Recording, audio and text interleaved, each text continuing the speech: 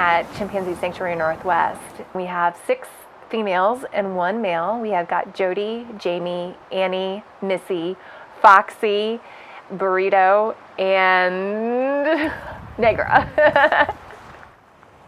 When I came to Chimpanzee Sanctuary Northwest, I formed bonds with each of the chimpanzees, but there was something that stood out to me with Jody. And I think it had something to do with looking into her eyes and seeing them as the windows of her soul.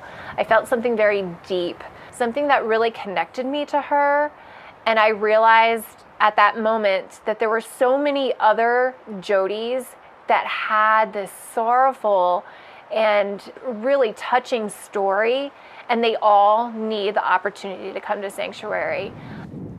The 7 chimpanzees at Chimpanzee Sanctuary Northwest came to the sanctuary in 2008. They were previously used in hepatitis vaccine research at a private lab in Pennsylvania. And Jody in particular was also used as a breeder. She would give birth, they would take her baby away from her within 24 hours to then be used in biomedical research. So that cycle just continued year after year after year. I think Jody has had the biggest transformation.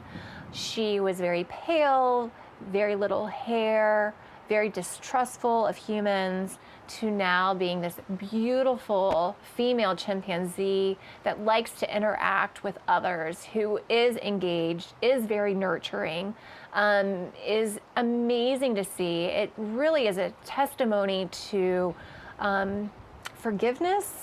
I really think that chimpanzees have taught me personally a lot about forgiveness. Now she likes to spend her days relaxing and building nests, which shows just how comfortable she is in her setting. So this is just another sign that we're successfully simulating things in the wild at the sanctuary. The chimpanzees still like a lot of human interaction, and we do that safely and from a distance, but they still like to have play chase and knuckle rubs, which will rub the knuckle against the back of the chimpanzee through the mesh, and just do little interactions. They still like that, engagement, so to speak. We serve a variety of fruits and vegetables, and we try to limit primate chow as much as possible. Missy? Do you want sweet potato? We want to give just as much of a variety because each chimpanzee has their favorites and dislikes, and so we want to make sure that we're accommodating everybody's favorites as much as possible.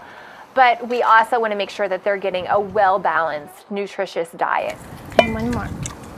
There you go. Another big milestone in the movement was seeing that the National Institutes of Health announcing that they are going to retire most of their chimpanzees over the coming years, as well as U.S. Fish and Wildlife Service announcing that they could stop split listing the chimpanzees and now list them as endangered species rather than threatened species. And this is a great moment in history where we're educating the public and inspiring people to make that difference. And I'm really encouraged and hopeful that by all of this, we will see some other Dian Fossey's and Jane Goodall's coming up and making huge differences in the lives of chimpanzees.